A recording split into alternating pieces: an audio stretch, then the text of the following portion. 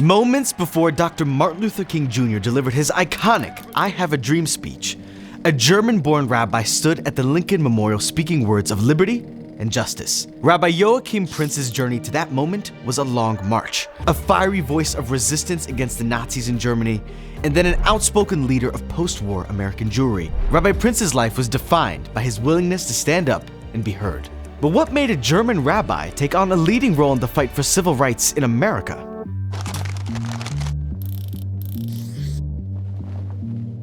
Life in Europe was never easy for the Jews, so when they finally received full rights as citizens, Germany's Jews breathed a sigh of relief. Emancipation unlocked a new life for the Jews of Germany. Eager to cast off the shackles of anti-Semitism, many German Jews abandoned traditional Judaism. They assimilated into secular society, hoping for acceptance from their German neighbors. For the young Joachim Prinz, born into Germany's newly emancipated Jewish community, Judaism was about as distant as the North Pole. Like many Jews at the time, his father had sworn off all connection with his Jewish past. His mother was his only link to Judaism, and when she died, his Jewish identity almost died with her, until he discovered Zionism. Theodor Herzl's The Jewish State wasn't on the shelves of local Jewish bookstores. Desperate to be considered real Germans, German Jews avoided people and ideas that pushed a proud Jewish identity like the plague, so Joachim ordered the book secretly. And from then on, his life was never the same. Herzl's vision for Jewish independence lit a fire in Joachim's soul. Jews were a nation that deserved safety and self-determination, and that could only be done with the Jewish state. For Zionists, Judaism wasn't a mark of shame, it was a point of pride. Zionism sparked Joachim to reconnect with his Judaism. Undaunted by his father's opposition to all things Jewish, Joachim pursued a career as a rabbi. By the time he graduated from rabbinical school, he had become a charismatic and popular speaker. His speeches brought crowds of young men and women into Germany's largest synagogues. In a country where being Jewish was considered shameful, Prinz fought to restore pride in Jewish identity. But things were changing rapidly for the Jews of Germany. Hitler and the Nazis were in power.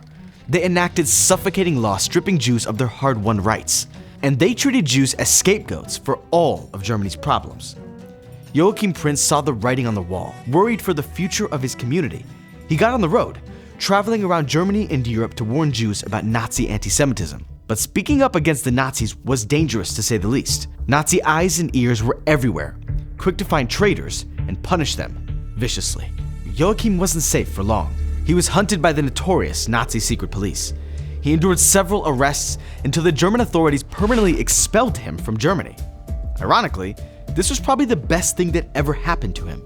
In just a few short years, the German Jewish community would be utterly decimated, sent up in smoke in the brutal Nazi concentration camps. Forced to flee, Rabbi Prinz was invited by leading American rabbis to settle in the United States. He'd visited the US before. He wasn't overly impressed with its decrepit cities or the racism. In the 1930s, Jews in America were busy climbing the social ladder. And what disturbed Rabbi Prinz the most was that despite the bigotry that Jews faced in the US, some of them had absorbed some of the racist attitudes towards Black Americans that infected many of their white neighbors. Rabbi Prinz felt a strong kinship with the African American community, particularly in the South. The intolerance they faced was all too familiar to this refugee from Nazi Germany. They were forced to sit at the back of the bus. Hotels and restaurants refused to serve them. Black children were required to attend segregated schools, and the list of injustices went on.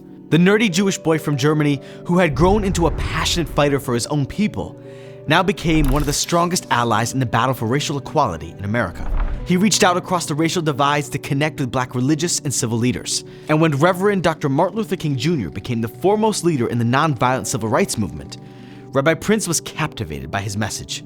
He invited him to speak to Jewish gatherings and at his synagogue in Newark. And Rabbi Prinz didn't just talk the talk, he walked the walk, literally. He marched and protested alongside Black civil rights activists. He even picketed a Woolworth's department store to fight their segregationist policies in the South. A few decades after Rabbi Prinz arrived in the United States, the African American community's long struggle for equality and civil rights was coming to a head. Black civil rights leaders had finally found an ally in President Kennedy. JFK and Black activists pressed hard to pass the Civil Rights Act, a bill that would make segregation and discrimination illegal. But opposition to the act was fierce. Civil rights leaders knew they needed to do something big to sway the hearts and minds of the American people. They had to form a massive movement to prove once and for all the Black Americans deserved justice. Black organizers wanted other community leaders to join as well. These allies were critical to demonstrate the movement's unity to the world. This was the event of the century. The destination for this movement? The National Mall in Washington, D.C. On a sweltering hot day in 1963, Rabbi Prinz stood with the other organizers and leaders before hundreds of thousands of people on the steps of the Lincoln Memorial. Minutes before Dr. King took the stage to deliver his famous I Have a Dream speech, Rabbi Prinz shared a profound message. The most important thing that I learned in my life is that the most urgent, the most disgraceful, the most shameful, and the most tragic problem is silence. The message of the March on Washington was heard loud and clear by millions around the world. The scales finally began to tip in favor of justice. A year later, the Civil Rights Act became the law of the land. Unfortunately, despite the monumental achievement of the March on Washington, life didn't immediately improve for many African Americans. Just because there was equality on paper didn't change the racist conditions or fix centuries of discrimination. First, JFK was assassinated, followed by Malcolm X and Dr. King. Hope for justice was replaced with disappointment and anger. Trust and unity between Jewish and Black advocacy groups started to dissolve. Jews in the United States were becoming more and more successful. The majority of Jews presented as white, and so, for some radical activists, Jews were seen and targeted as oppressors, feeding right into anti-Semitic stereotypes. The racism that Rabbi Prinz once highlighted in Jewish communities became a flashpoint in Black-Jewish relations. Rabbi Prinz's message of unity, like Dr. King's, was ignored in favor of more strident messages of uprising and anger. These tensions prompted some Jews to move out of neighborhoods with large Black communities. Rabbi Prinz's own synagogue was located in Newark, a city with significant Black and Jewish communities. A realist but also an idealist, Rabbi Prinz still believed in coexistence. But Rabbi Prinz couldn't escape the growing conflict. He and his synagogue became targets for radical groups. A Black janitor at his synagogue was abducted by Black national extremists that targeted Prinz for ransom. His synagogue was even targeted in an attempted arson attack. The building survived, but the psychological damage cut deep. Nevertheless, Rabbi Prinz still had friends among the African American community. Local Black leaders came to commiserate with him and expressed their solidarity. Sometimes the tensions were a bit closer to home. Other factions in the Jewish community didn't always see eye to eye with Rabbi Prinz. His embrace of a more universalist Judaism led to a split between him and some Zionists. They thought his interpretation of Jewish values was too narrow. Judaism, after all, isn't just about racial justice, although pursuing justice is a core Jewish concept.